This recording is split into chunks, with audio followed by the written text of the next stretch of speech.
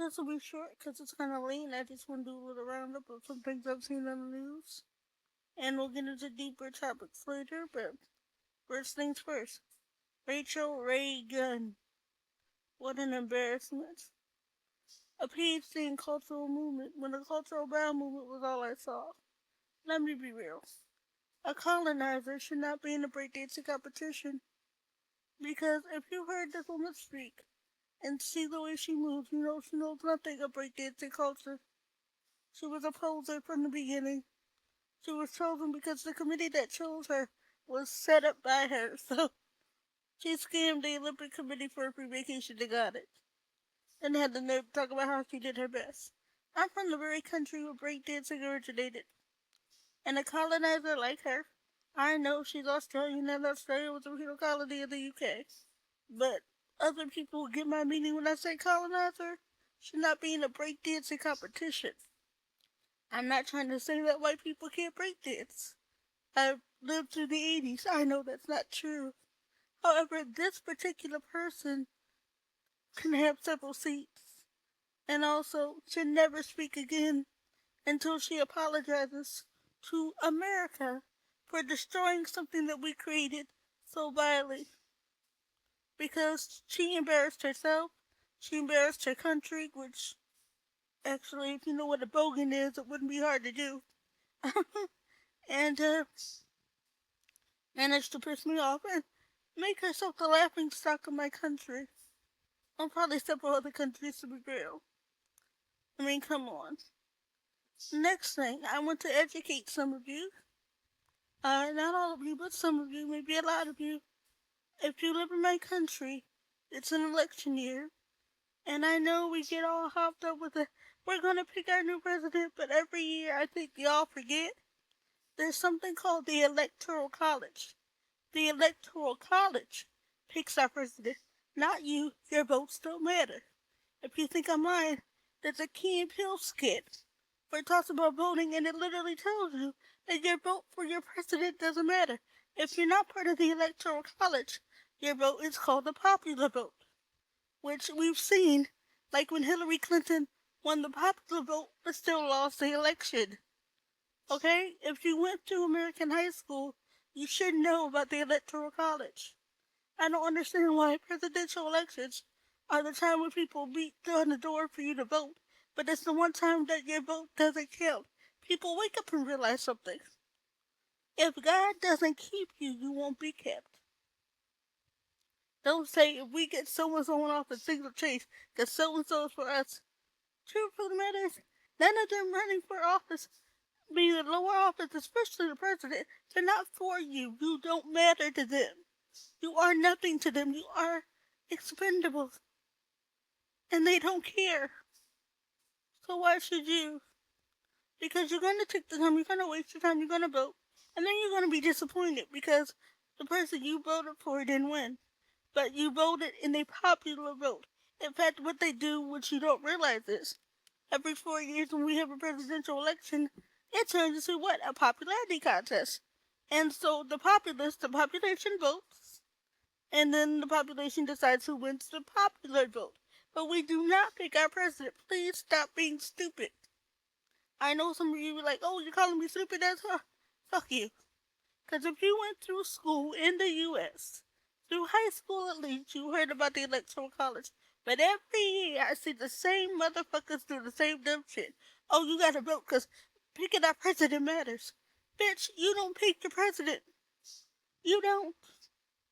And you know what? I don't even care right now because the thing is, some of you refuse to believe the truth. Truth in plain sight is, you live in a country, but the rights you have are given to you and can be taken away at any time. If God doesn't keep you, you won't be kept. It's time we wake up and start trusting in God rather than trusting in where we're at the moment. Because where we're at the moment can change. Anything can happen today or tomorrow. We do not know. We are not God. We cannot predict the future. Okay? Clairvoyance aside. Still can't predict the future.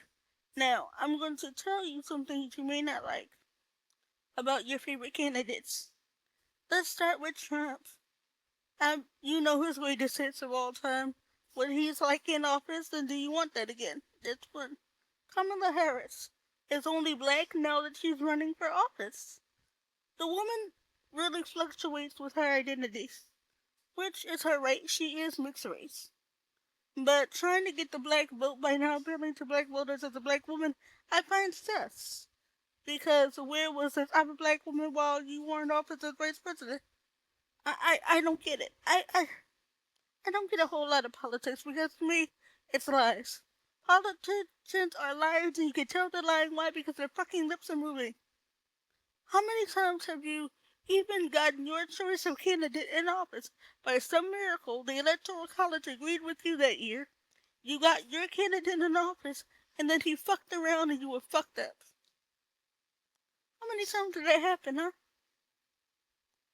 Because we put our trust in man. We need to put our trust in God. If God does not keep you, you will not be kept. Okay? I know some of you may, the voting, blah, blah, blah. Listen, please wake up from this illusion. Because a lot of people are going to be shocked as we head into the last, we are in the last days, but as we go further on to the end of the world, a lot of people are going to be shocked at what you trust feeling every single second. Trust in God. Keep God first. Keep motivated to stay in God. Stay in your words. Because I'm telling you, this world has nothing for you. And it wants to do nothing. Okay, this world is Satan's haven. Okay? And we know that the thief comes not but to kill, to steal, and to destroy. So rather than get all wrapped up in this physical world, we need to store up treasures in heaven. And we also need to stop being a bitch about certain things. You will fight me for showing my breast in public because either I'm breastfeeding or I have a low-cut top, but you will go home, spread gossip and dissension. You'll lie, you'll cheat, you'll steal, but come Sunday, you got your big-ass Bible, you headed to church like you never did a damn thing wrong. I'm here to tell you God sees everything you do, not just on Sunday. And in fact, let's talk about Sunday. Sunday isn't even a real Sabbath.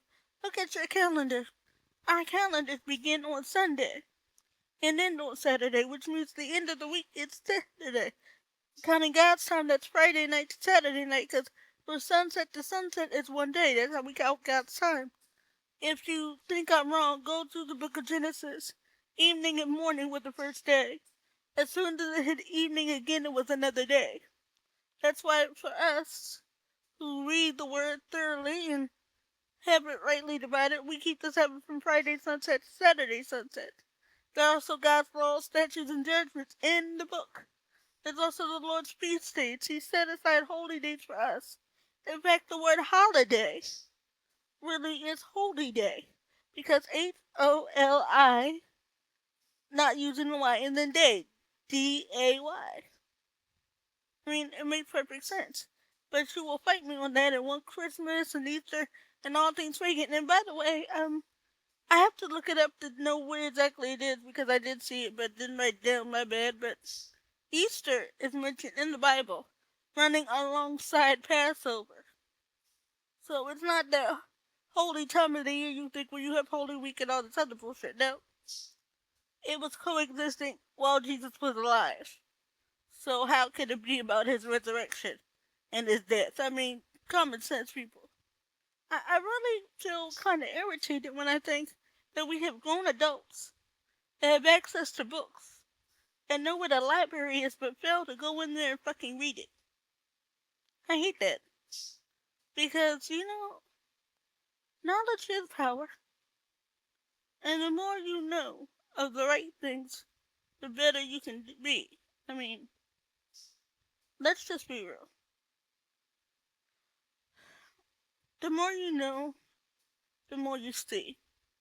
And sometimes that's a scary prospect because no one wants to see evil. But evil does exist. So, if you read and you find out new things and you begin to see new things, it might scare you a little. It's not always pleasant. What this world is not always pleasant. There are things in this world that are not of this world. I know you're going to be like, oh, what are you talking about? I'm talking about demons. Not talking about ancestors, not talking about spirits of the dead. I'm talking about literal fallen angel demons. Okay? They can come to you in the form of somebody that you lost that can tell you things and make you feel good, but it's demonic and you shouldn't feed into it. The other thing is this. I was talking to my friend just today how there are people who believe in angels but refuse to believe in demons. Which I think is stupid and backwards because demons are fallen angels. They're the angels that sided with Satan. So why, for some reason, would you believe in angels? And there are some people who believe in angels but won't believe in God. Like, they'll attribute good things to angels, but they'll say they're not religious and really they don't know if there is a God. Like, I've heard a lot from different people, mostly confusion, because I do believe that this is why the Bible says do not be unequally yoked with unbelievers. Because when you start to intermingle with different faiths, it's cool when it's just you two. You two are adults, you two know what you want, you two can make rational decisions and create compromises between each other. But the moment you have a child, something happens. The moment you have a child, what happens is this. Finally, there's somebody else that you need to care about. Someone else's soul you need to have on the line. So then you start thinking, how are we going to raise this child? My religion or yours? Or half and half? And I'm telling you the truth, half and half leads to confusion. I know somebody raised like that. Leads to utter confusion, and as an adult, you don't know who you are. So I think it's a terrible thing for parents to do to children. My late husband, because yes, I'm a widow. I think the greatest part about being a widow is that you had the privilege of being a wife. You can't get to being a widow until you were a wife. So I had the blessing of being a wife, which is why I'm now a widow. His father was Lutheran and his mother was Catholic. But his mother and father agreed that she would name the children, raise them in her religion, and everything. He really didn't care about that. His other children, because he had a first wife, I'll get into the story of that later, but they were raised Lutheran because him and his wife were agreed and everything. And so we had one set of children raised Catholic and the other raised Lutheran. And the Catholic Church mistreated my husband and his brother and sister because they had a Lutheran father and their father committed suicide, which meant when the parish priest went around to different houses for supper, he never came there. Talk about unfairness in religion, but we'll get to that another time. When you have two separate religions or divided religious beliefs between the parents, even if in the house there's only one religion, kids will pick up on the tension or the distance when certain holidays or prayers or services or whatever you do comes up. Kids will notice. I had a friend in college that noticed. Um, I'm not sure where she is now in her beliefs. I mean, we talk and we do pray for one another, but I don't go deep into that because she's an adult and that's her business. But she was raised in a spiritually divided, not household because they divorced, but atmosphere. And I really don't believe that did her any favors. It's all good until you have children. Let me be frank. It really is all good until you have children. The moment you have children, now there's this thing where even if when you were a child you didn't like this. Like when I was younger, I had to recite scriptures every week, and at a certain point in the year, we were required to study and learn our adoptional points because we had to know our doctrine. We had to know where we stood and what we stood for. The Bible says we should be ready to give an answer for the hope that is within us. So we had to study what we believe, the scriptures that back it up, and be ready to explain it. But this did not take place in a classroom setting. You would go home, you would study, and the next week, Sabbath afternoon, we would all be up front. And then the mic would get passed. And the mic would pass to me, and I'd say optional point, 13 or so. And then I recite what it was in the scriptures underneath. The only one we didn't follow because our pastor did not create those, she found them, but she took out number 6 because number 6 is blasphemous. Number 6 speaks against the Holy Ghost and speaks against speaking in tongues, so she removed it. But the other ones we kept, so instead of 50, I'd say we have 49. But division spiritually within a household is not good for children. And also, I would say as you age, it's not good to be spiritually divided because as you go towards your own death and demise, which all humans will die, you start to want to reconnect with what you believe will save you from whatever you were taught was a bad place. Okay? Not everybody knows about hellfire and brimstone and all that. Not everybody does. Some people are raised to believe in other things, and as you age, you get closer to your own death. You want to have protection. If you have any belief in the afterlife, you want to make sure you go to a good one. So you may start to do things and get closer to your God. But if your partner, if your spouse is moving in the opposite direction, it will hurt you. Because part of you will realize that when you die, when you make it to your afterlife, your spouse won't be there. Of their own free will, they won't be there. And that will grieve your heart. Why grieve your heart? Choose rightly. When I first met my husband, he was not saved. But he had read the Bible from cover to cover. So I said, okay, bet. Bible trivia, let's go. Because I love Bible trivia. I'm from a family in a church that loves Bible trivia. The church still plays Bible trivia at the church. It's fun. It's elaborate. It's funny, but it's fun. Um, so as you age, what tends to happen is this. When I say why grieve yourself, let's get back on the topic. When I say why grieve yourself, I'm not saying that anybody. Well, if they don't agree with you, you can't be with them at all. Like I said, my husband wasn't saved when we first met. Started out with Bible trivia, then I began to ask questions. What do you believe? Blah. And I went deep into it with him. And then we go back to Bible trivia. It wasn't always heavy. Sometimes it was lighthearted. But one day, he was still in Minnesota. We had not met physically yet. He calls me up one night and he goes, I've accepted Jesus as my Lord and personal Savior. And by that time, he had been keeping kosher for a while. And when he told me that, I just started crying because that's when I knew that this could be my husband. Because God had given me a man that wanted to serve him along with me, not fight against me. And our marriage was blessed. It was peaceful. It was amazing. But that's because I had a husband who was my prayer partner, my warrior in battle. I don't need knights in shining armor. They're afraid of getting hurt. A warrior will go deep into the battle and fight side by side with you, and sometimes block the blows that were good for you. That's who you should marry. Somebody that will fight with you. Somebody that will pray with you, not against you. Somebody that will stand with you and say, our house, our home will be for God. That's what we need. And God gave me that in my husband.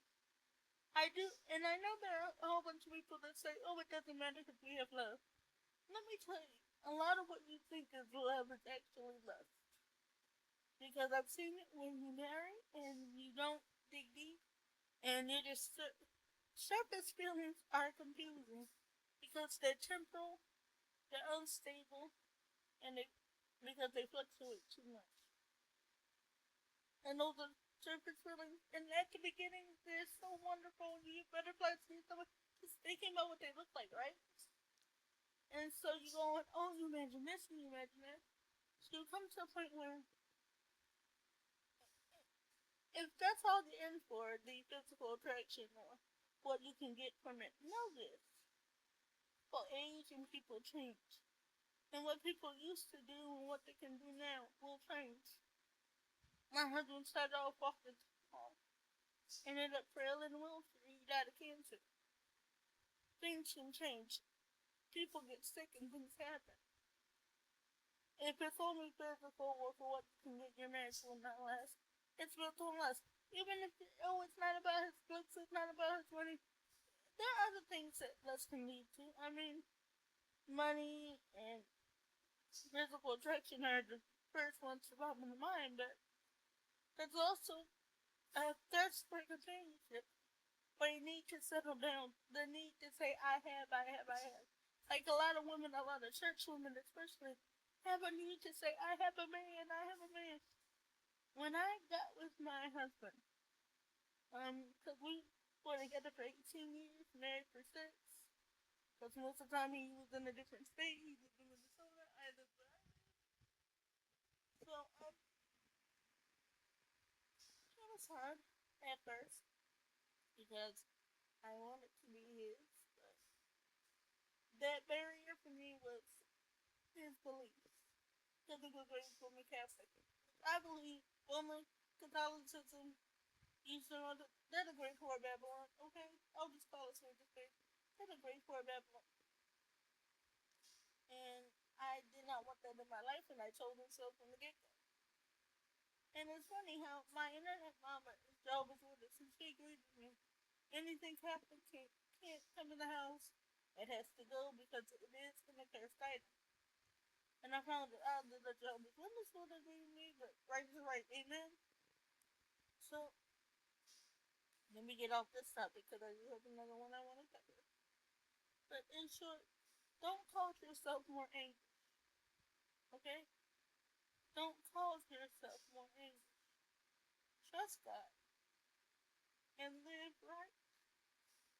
Because if God doesn't keep you, you won't be kept. There's no way you can keep yourself. Moving on to what I find kind of weird. How can I put? I'm hesitant to speak on this because I'm not sure about the whole situation. So I'll just say there's a prophetess that is being called out as false. And she does not like it and is saying something about it. I basically I know she comes across as very drill sergeant like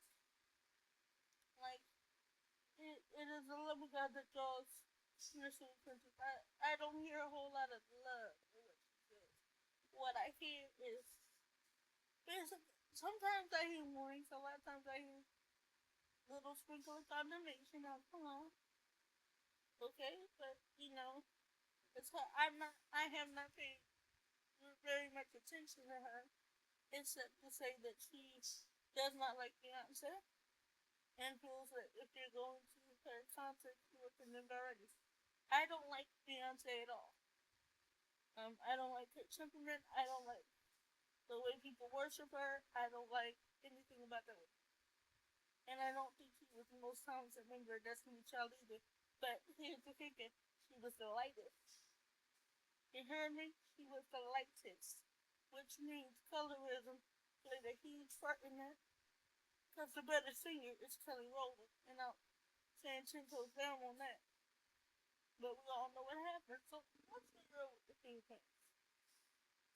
Let's be honest with you. Yeah, the Bible says your gift will make room, and it's supposed to be that way, right? Destiny Child had members, and their gifts made room for them to be on stage. But then, as what happens with girl groups, somebody picks up someone they think the crowd will go for more. Maybe they done market testing research that you don't even know about. Maybe, I don't know. And you take this person out the group, and you build them up, and you build them up, and you build them up. You forget about the other members of the group. Maybe they do side projects, maybe they just go back to a normal life. Who knows? Who cares, right? You pick your star, but shit. And I see some of that in church too. There was another prophetess, I believe she was a prophetess, that rebuked the drummer for no reason and said that he had 48 hours to repent or he would die. I believe that's what she said. I could be misquoted, but the 48 hours thing was real. And the video I was watching, the guy it was a channel was saying, you don't speak curses from people. That's not God. He's a musician in the church and he's speaking curse on him. And when the guy got interviewed after the fact, he was like, church musicians respect some of you because musicians in church often get The tempo of the music was too fast. The spirit was high and you were playing slow. Like, there's criticism that comes with it. I'm not technically a musician in the church, not artist, and therefore I do have some knowledge of some things. Not firsthand, but I have secondhand knowledge of that. Just want to be clear, not everything I'm just talking or creating things. But maybe I should switch topics to something a little bit more happy. Next month is September. Next month is my birth month. And September is the birth month for a lot of people in my family. Which I'm very happy about, honestly. It just means that from the 2nd to 29th, we have a lot of birthdays. A lot. Like, one a week. 1 or 2 a week. But then in the week I was born, it's me and my cousin. Me 1 day and my cousin 2 days later. So, and that makes me happy. Yeah, I really do feel blessed to have people born in my birth month. I will be taking them whole month to celebrate my birthday. Don't care. My aunt told me I should take the whole month. It's true. I was talking to her 1 day about birthdays, and because my cousin is born on the 2nd of September, and then I have a friend born on the 9th, and then I have a cousin born on the 13th, another cousin on the 15th, me on the 16th, and my other cousin on the 18th, and we got a cousin on the 29th, and a friend on the 28th. But there's probably more. Oh, and I got 2 other cousins born on the 29th. It's a lot of us. But I feel blessed. But yeah, my aunt told me I should take the whole month. Yeah, she said it's not right. And that's true. God gave me September, I'm taking the whole month. I had a professor in college that, he could see the clock and he'd be like, well, I got 3 minutes left and I'm taking them. So you gonna talk right up to the time we got late. Okay, you're taking your minutes, whatever. But that's why I say I'm taking the whole month. I think, was there anything else in this picture? Oh yeah, I will be getting back to Adventures in Widowhood. I haven't forgotten, but there's been some changes going on with that, so I will get you up to speed fairly soon. The other thing is that I'm working on a microlegion, and my microlegion, the announcement will be on my birthday. I will be announcing our nation, our constitution, basically, an outline, which, by the way, is the Bible KJV without the Apocrypha. My nation name, which is Katombe, in my language means refuge. Katombe means refuge. So we are an archipelago of 7 islands: fire, night, sun, wind, earth, ash, water. If you would like to join my micronation, like I said, I will do my best in this week to try to get up some kind of email or something where you guys can contact me. Because if you want to be a citizen of Katombe, you have to fill out your application and then you have to pass our phone interview. And it's because Katombe means refuge. Not just anybody can come in. You must have the mindset of being in a place of refuge. Not meaning that you're a refugee. Literally means once you are placed in Katombe, it is your job. It is your mission to offer a refuge emotionally to others. Not to overextend yourself, but to be available to be helpful. People really need listening in, and it doesn't kill you to tell a person thank you, or to smile, or to say good job. Even if you know the person, even if they're just doing something normal, just say thank you. They handed you something, say thank you. Or they handled something and you didn't have to just remember to say thank you. Also, be mindful that even adults need to hear I'm proud of you. I know some of you women are like, why should I have to say that to a man? see yours. Because you don't want him going outside seeking validation. You want to keep his ass in the house. Humble yourself. Tell that nigga thank you. Thank you that you paid the bills. Thank you. The lights on. Thank you for coming home on time. And just, you don't have to sit there making a monologue. And sometimes, and they thank you for just being you. They feel you? No. But the problem is there. It costs you nothing to tell somebody, I'm proud of you. They compliment a person, even if it's your spouse or roommate, somebody you see every day. You know how much a little word of encouragement goes? It goes so far. I've had bad days, horrible days, and it does not get easy. But a smile can help. You can actually encourage somebody in the smallest way. Be there for somebody. Love them just a little. You never know. You may save. You can save a life that way. By being available, by being caring. I'm not calling you to overextend yourself and to go so far out of your way that you're not there for you. But sometimes, think about somebody else. Remember, they have problems too.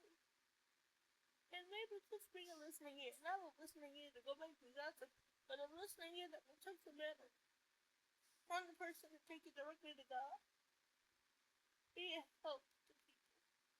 Lift somebody up. It's very easy for people, not very easy. But I want you to know you don't have to do all that. You can be free. You can live free. You can be rescued from the bondage that you have placed yourself in if you trust God. That's why Jesus died, so we can have right to free life, so that we can be free and live. Choose life today.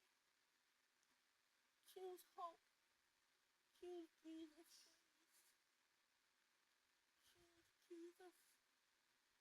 You don't know when your last breath will be. And tomorrow really might be too late. For some of you, it's already too late. For some of you, as you hear my voice, you're planning a funeral. Or you just came back. Remember, tomorrow is not promised. But if you trust in God, everlasting life shall be your portion. And that to me is amazing. Because the God of all creation, the creator of the universe, loves me. And so I can confidently tell you, he loves you too. I have tasted the goodness of the Lord. And I can't go back. Because I know what joy is. I know what it's like to give a true sacrifice of praise. I've been there. And I'm grateful that God has kept me. But this roundup is almost done. Talk about my donations, talk about my oh yes. Once again, Houston Empire, whatever that thing is going on about the black families and real estate local people. Please don't watch that shit. Because I haven't watched it, but the previews even show rationalists and their family with money. There's somebody got 2 women pregnant and family trying to keep the other baby in the family, like trying to we don't want her not to know what's. So you got ghetto behavior in a family full of permanent black people. Money don't change you. Money can't give you class. Your address does not make you classy. Integrity does. Discretion does. Humbleness does. Valor does.